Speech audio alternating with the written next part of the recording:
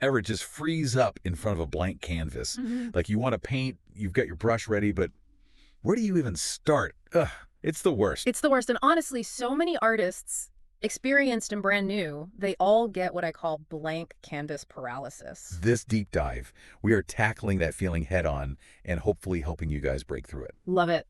Love We're it. going to be looking at some advice from this artist, Joe, Yeah, Joe's great. and it's from, I think this was an online article, something he posted online. Yeah, he does a lot online. Shares a ton of advice and honestly some really cool pieces. Yeah.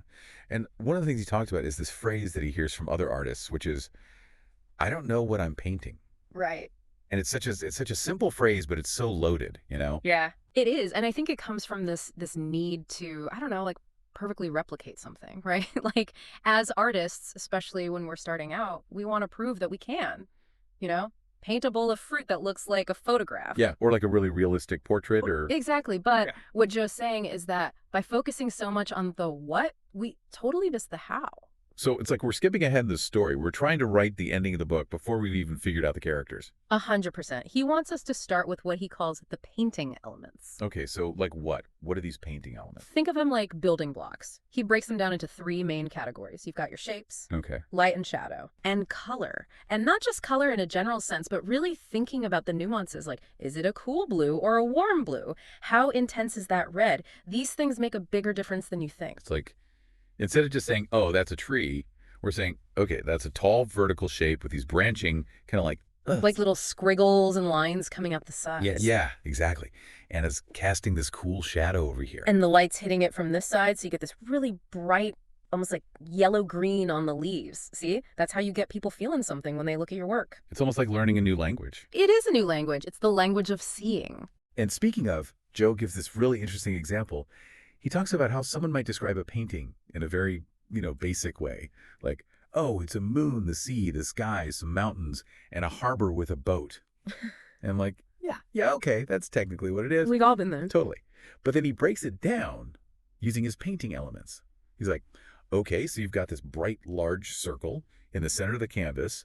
There's a horizontal line running beneath it. Which is the horizon line, right? Exactly. And then there's this vertical line kind of cutting through the circle. The mast of the boat. Yeah. And then you've got these angled lines and bright points of light scattered below. Love that. It's like, whoa.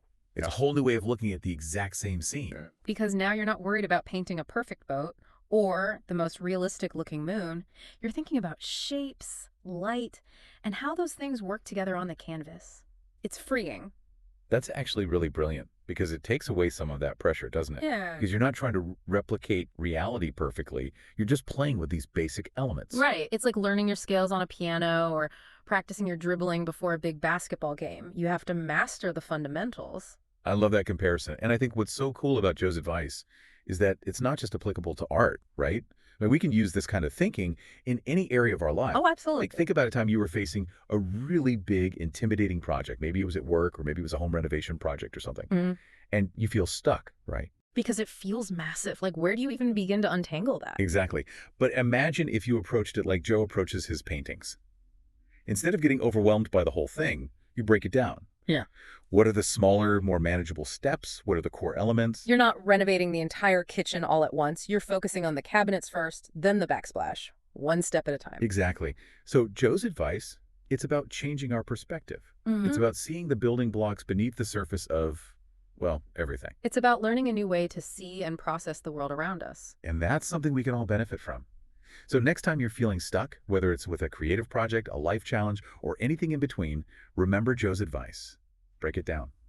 Look for those basic elements. You might be surprised at what you discover. And you never know what you might create. Food for thought.